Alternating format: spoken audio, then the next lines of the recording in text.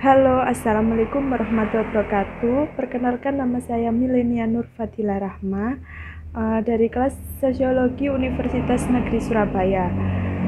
Mohon maaf sebelumnya bila perkataan saya telah menyinggung para pendengar semuanya. Di sini saya akan memberikan salah satu kasus mengenai Ustadz Maher At-Tawalibi yang dimana beliau telah dilaporkan ke pihak kepolisian yang disebabkan oleh aksi cuitannya di Twitter.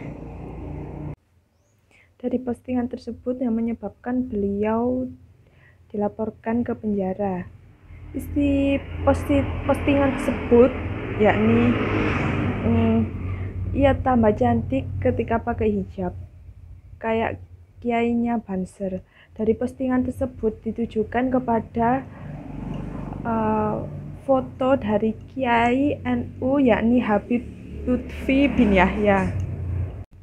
Ketika beliau berada di kepolisian, ia menegaskan bahwa kata cantik dan jilbab, di mana dari penyelidikan Polri ini terjadi adanya penghinaan terhadap ulama, terhadap cuitannya pada narasi terhadap foto tersebut.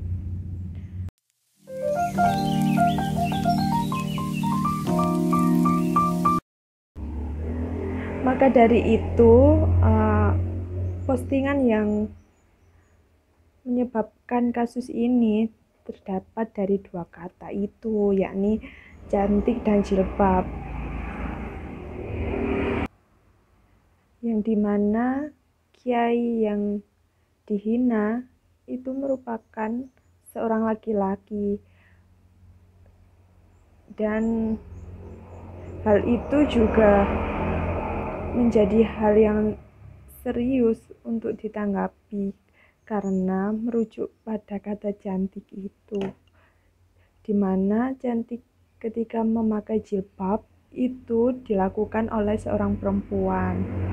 Hal tersebut yang menyebabkan kasus Ustadz Maher yang dilaporkan ke kepolisian dituntut oleh pelapor yang atas nama Waluyo Wasis Nugroho, di mana orang tersebut merupakan anggota Banser yang mempolisikan Ustadz Maher tersebut.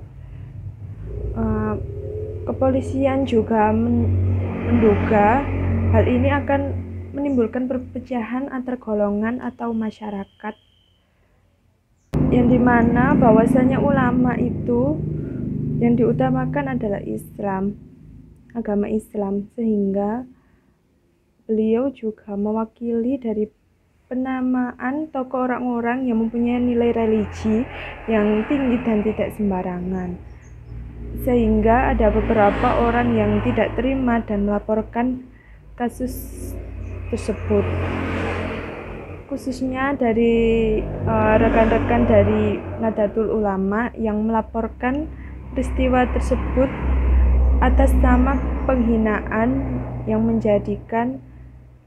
menghasut dan menimbulkan perpecahan antar golongan dan kelompok masyarakat. Nah, kemudian saya akan menggabungkan dari kasus tersebut dengan teori dari tindakan komunikatif Jürgen Habermas. Bagi Habermas, hubungan seseorang dengan dunia itu mengalami 3 relasi pragmatis. Pertama, dengan sesuatu di dunia objektif.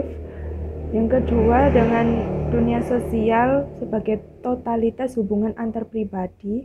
Yang ketiga, sebagai dunia menjadi subjektif, totalitas pengalaman, yang dimana pembicara dapat mengungkapkan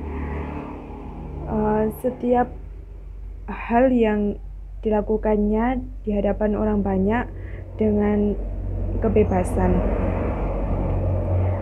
Ucapan komunikatif ini selalu melekat pada hubungan antar dunia. Tindakan komunikatif ini bersandar pada proses kooperatif interpretasi dalam partisipan hubungan antara dunia objektif, sosial, dan subjektif. Di sini terdapat dua subjektif yang dimana pembicara dan pendengar menggunakan sistem acuan dari ketiga dunia tersebut. Sebagaimana terdapat kerangka kerja interpretatif yang berada pada definisi situasi bersama. Secara tidak langsung, hal tersebut mengaitkan dirinya dengan sesuatu pada dunia yang merelatifkan dengan ucapan berdasarkan dari aktor yang telah melakukan validitas ucapan tersebut. Kesepahaman tersebut terjadi ketika ada pengakuan intersubjektif atas klaim validitas yang dikemukakan pembicara.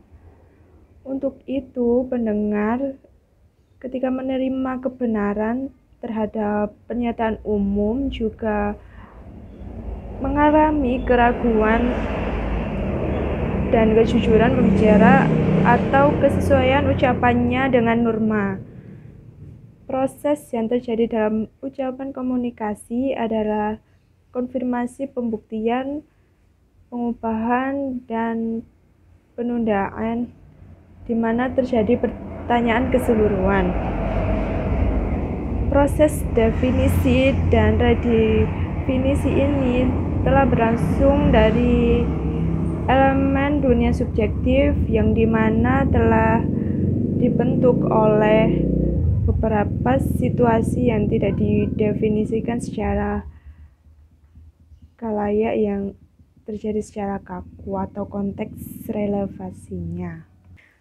Tindakan komunikatif ini terjadi dari dua aspek, yaitu teleologis yang terjadi perelasian tujuan seseorang dalam proses penerapan tindakannya. Yang kedua, terdapat aspek komunikatif yang terjadi antar interpretasi atas situasi dan tercapainya kesepakatan.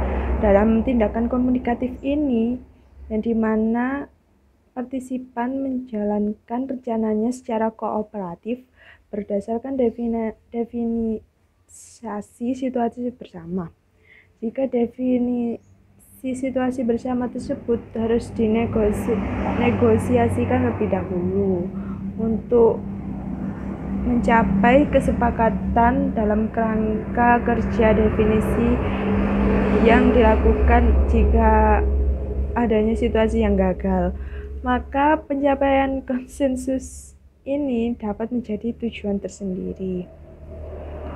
Karena di mana konsensus ini terjadi adanya syarat tercapainya tujuan.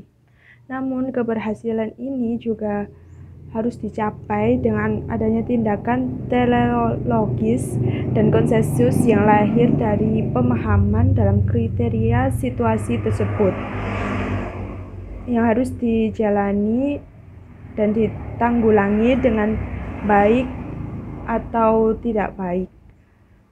Oleh karena itu, syarat utama agar tindakan komunikatif ini berhasil adalah partisipan untuk menjalankan rencananya itu dilakukan secara kooperatif dan dilakukan sesuai dengan situasi tindakan yang bersama, sehingga mereka bisa menghindarkan diri dari dua risiko yang tercapainya pemahaman, ketidaksepakatan atau ketidaksetujuan, dan risiko pelaksanaan rencana tindakan secara salah. Sebagaimana telah disinggung pada sebuah buku, The Theory of Communicative Action merupakan landasan dari teori kritis dari masyarakat Habermas. Dalam buku tersebut, di mana memperkenalkan konsep dari sistem masyarakat dengan objektif dari dunia kehidupan secara metodologis dan menjustifikasi pergeseran perspektif, yang dimana berdasarkan pemahaman teori tindakan. Maka dari itu, teori tindakan komunikatif dari Habermas ini harus juga membawa angin segar dari perubahan, di mana dunia kehidupan bisa berjalan secara harmoni dan teratur, dan tidak juga dalam pemaksaan dan pada dirinya sendiri atau sesuka hatinya terhadap beberapa kelompok orang. Pemahaman dari pengetahuan manusia memang harus diterima dari individunya masing-masing, di mana manusia itu hidup, bertindak, dan berbicara satu sama lain serta berhadapan dengan satu dengan yang lainnya berdasarkan pengetahuan eksplisit yang membawanya pada praktik komunikatif, sehingga terjadi perubahan kecil yang dari pengetahuan valid menuju ruang sosial yang menimbulkan persoalan-persoalan. Oleh karena itu dibutuhkan komunikasi intersubjektif yang membawa setiap orang menjadi otonom dengan ikatan fungsional kebaikan. Kemudian teori dan analisis dari kasus tersebut sudah dijelaskan pada video sebelumnya. Kemudian terdapat kesimpulan yang dimana bila seseorang itu melakukan suatu perbuatan yang negatif, ini bisa menimbulkan dari beberapa masalah dari orang tersebut, yang dimana ia akan dilaporkan kepada pihak yang berwenang atas kejadian yang merugikan pada kelompok anggota masyarakat tersebut. Untuk itu, pendengar dan teman-teman semuanya harus berhati-hati ketika melakukan suatu. Untuk itu, teman-teman semuanya atau pendengar juga harus lebih berhati-hati ketika menggunakan media sosial yang secara bebas itu. Terima kasih dan mohon maaf bila ucapan saya tidak mengenakan atau menyinggung saudara. Terima kasih dan wassalamualaikum warahmatullahi wabarakatuh.